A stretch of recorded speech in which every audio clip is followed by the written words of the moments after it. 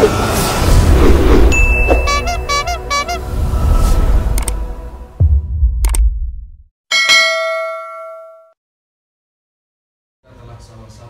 membahas, sama-sama mengetahui bahwasanya Rasulullah SAW, Nabi kita, identitas utama, pokok intinya adalah beliau sebagai seorang Nabi yang diutus oleh Allah Subhanahu wa Ta'ala.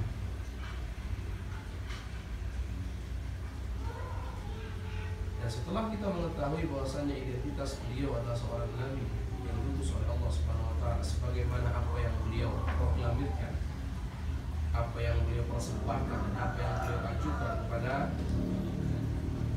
umat manusia yang ada di dunia ini seluruhnya, maka hendaknya ketika kita mempelajari, ketika kita ingin mempelajari sosok beliau, maka yang harus dipastikan pertama kali adalah identitas utamanya, identitas pokoknya, identitas intinya. Boleh kita mempelajari seluruh aspek kehidupan beliau,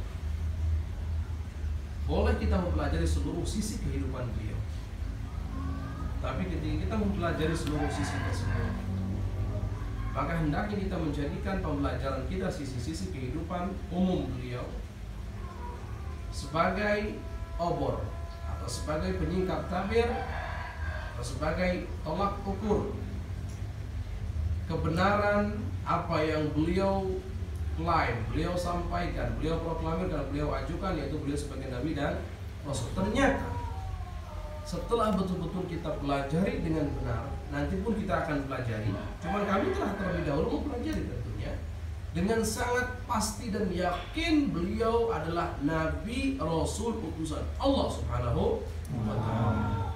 Kalau sudah begitu, maka ingat bahasanya jangan sampai juga kita mengatakan bahasanya tidak penting membahas tentang kenabian kerasulan.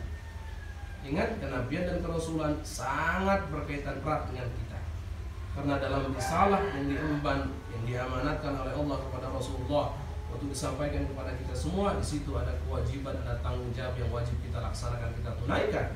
Seandainya kita nurut, patuh kepada perintah atau kepada amanat yang disampaikan tersebut, yaitu ada tanggung jawab dan tanggung jawab dan kewajiban tersebut, maka kita akan mendapatkan kebahagiaan. Tapi seandainya tidak, maka kita akan mendapatkan celaka, kita akan mendapatkan kesengsaraan. Ini berkaitan erat dengan kita semua. Kemudian pada pertemuan lalu, beliau mengatakan sungguh termasuk daripada kekonyolan, keisengan yang sangat luar biasa ketika kita menghindari, berpaling dari mempelajari identitas utama atau pokok beliau yaitu sebagai Nabi dan Rasul, kemudian menyibukkan diri dengan mempelajari sisi-sisi kehidupan beliau yang lainnya yang tidak ada hubungan dengan kita. Ingat, identitas utama beliau itu sebagai Nabi dan Rasul itu berhubungan erat dengan kita, karena kita punya kewajiban dan tanggung jawab yang harus dilaksanakan, yang ujungnya adalah kebahagiaan atau kesengsaraan. Jelas. Dan sungguh aneh kalau seandainya sisi ini kita lupakan, tidak usah dibahas, tidak usah dipikirkan, tidak usah sama sekali ada dalam pikiran kita, tidak usah disebut sama sekali, sudah lupakan semuanya, sudah membahas yang lain saja, sisi kehidupan beliau yang tidak ada hubungannya dengan kita. Ini aneh. Pada pertemuan lalu seperti dicontohkan oleh Ustadz, bahasanya seperti orang yang mau ujian. Kalau lulus dia tetap di tempat itu, kalau nggak lulus dia akan diusir. Tapi di malam harinya, orang yang punya akal normal yang berkaitan dengan ujian sebagai faktor penentu adalah apa? Belajar. Ini ada orang kok ngurus ayam, padahal harusnya belajar ada kaitan erat dengan ujian, tapi ayam nggak ada kaitan sama sekali dengan ujian. Maka itu konyol. Baik. Kemudian pada kesempatan kali ini kita akan lanjutkan pembahasan kita tentang sebuah hadis yang disebutkan oleh Syekh Al-Bukhari di sini, oleh Ibnu Mu'allif dari Rasulullah SAW. Kami sampaikan bahwasanya kami tidak akan membahas derajat hadis ini seperti apa, kemudian apakah ini marfu sampai kepada Rasulullah, mauquf yang jelas. Kita akan mengkaji ini sesuai dengan apa yang beliau Syekh Al-Qurtubi sampaikan. Beliau mengatakan, "Na'am, ajal." Kita baca, qala al-muallif rahimahullah ta'ala, nafa'anallahu fihi bi 'ulumihi wa amdana bi asrarihi wa a'ada 'alaina min barakatihi min al-qal. Ajal, iya.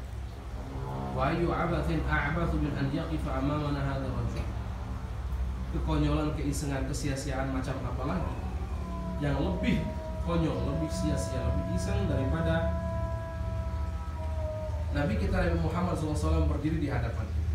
Kemudian beliau mengatakan kepada kita. Sebelum beliau mengatakan, beliau menjelaskan tentang siapa beliau. Kemudian beliau juga mengatakan perkataan. Apa itu? Beliau mengatakan, "Wallahi la tamutunna kama tanamun wa la tub'atunna kama tusrifun. Wallahi inna la jannatun abada aw la narun abada thumma la yuhimmuna ila." Sampai sini. Ini sabdanya Rasulullah SAW. Kemudian kita tidak perlu dengan sabda ini, kita hanya membahas dengan yang lainnya. Baik. Ini yang beliau sampaikan. Ini butuh penjabaran yang sangat luas, atau paling tidak cukup. Oleh karenanya, tolong fokus semuanya. Disiapkan pertanyaan. Baik. Perhatikan oleh kalian. Rasulullah beliau mengatakan, "Wallahi," demi Allah. Kalian perhatikan. Kalau ada sabda beliau dimulai dengan wallahi, sumpah dengan menggunakan nama Allah, berarti yang disabdakan sangat penting. Seandainya tidak dimulai dengan atau tidak didahului dengan wallahi pun, sabda beliau sudah sangat penting. Apalagi dipertegas dengan sumpah, wallahi demi Allah. Ini sangat penting. Perhatikan oleh kalian.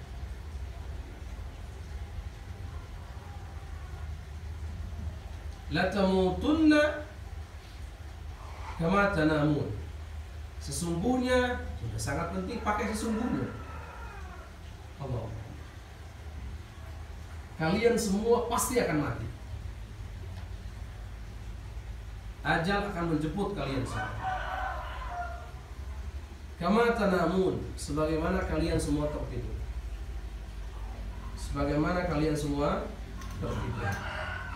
Sekarang kematian diserupakan dengan tidur. Kita pasti tidur pasti. Setiap saat tidur. Sebagaimana kita sudah tertidur, sudah pernah tidur, maka kita pun akan mengalami yang namanya kematian, dan itu adalah kepastian yang keniscayaan. Bahkan bab kematian ini tidak hanya muslim yang percaya, non muslim pun percaya. Orang tak beragama pun percaya. Perhatikan oleh kalian. Ini dipertegas oleh Rasulullah bahwasanya demi Allah, sesungguhnya kalian semua pasti akan mati sebagaimana kalian tertidur. Kemudian lanjutannya, wala tub'atsunna, ini yang membedakan kita dengan orang-orang kafir. Dan demi Allah, kalian semua akan dibangkitkan daripada kuburan kalian. Kama tastayqidun, sebagaimana kalian semuanya terbangun dari tidur kalian. Ini yang membedakan kita dengan orang kafir. Yang kedua, ini juga sama, wajib kita yakini bahwasanya kita semua setelah meninggal nanti, setelah mati nanti akan Allah bangkitkan. Allah matikan kita, kemudian Allah bangkitkan kita. Kemudian apa yang akan terjadi? Ini pertanyaannya. Ya Rasulullah, kalau sudah kami semua dibangkitkan oleh Allah setelah kami mati, apa yang akan terjadi ya Rasulullah? Jawabannya ada dalam kata selanjutnya, hadis selanjutnya. Wa wallahi, dan demi Allah, Rasulullah mempertegas ini. Wa wallahi, dan demi Allah, innaha la jannatun abada aw la narun abada. Kita hanya punya dua pilihan, surga selama-lamanya atau neraka selama-lamanya.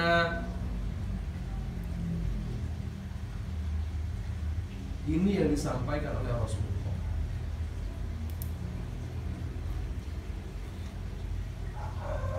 Kita semua akan mati sebagaimana kita tertidur, dan kita semua akan dibangkitkan sebagaimana kita terbangun dari tidur kita.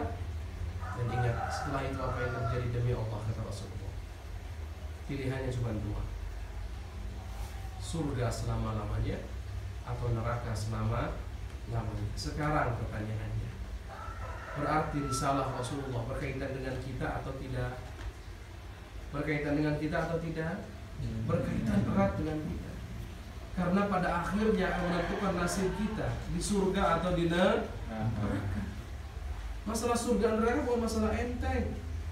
Ingat, paling ringannya siksa neraka, paling ringan siksa neraka, itu dikira itu adalah siksa terberat.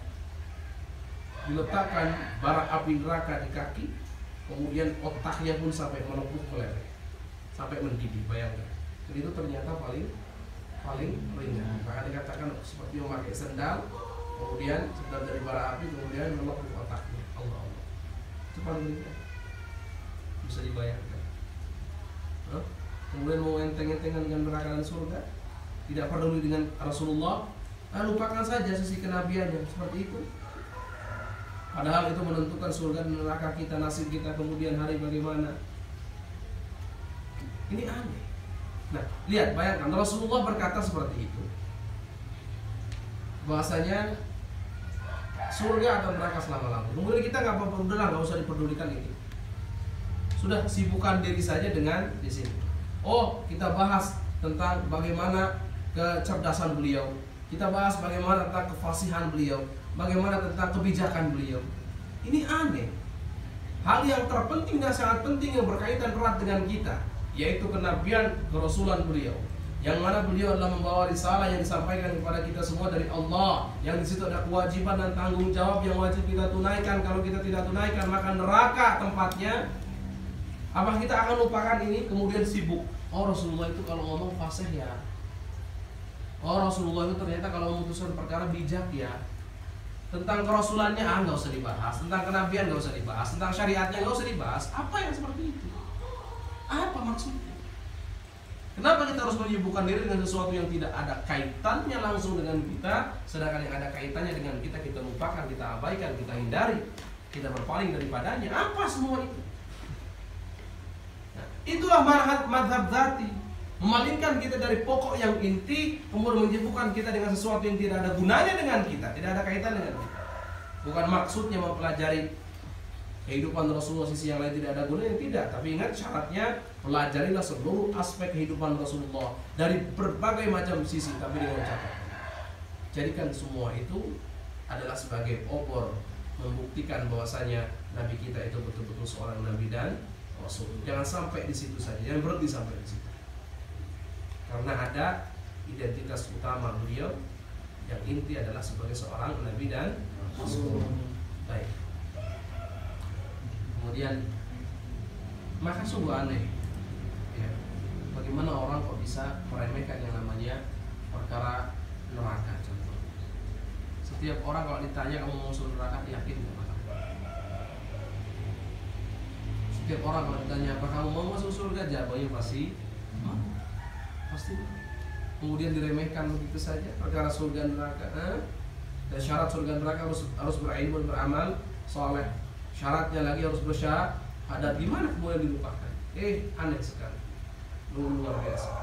Keanehan yang luar biasa, keunikan yang luar biasa.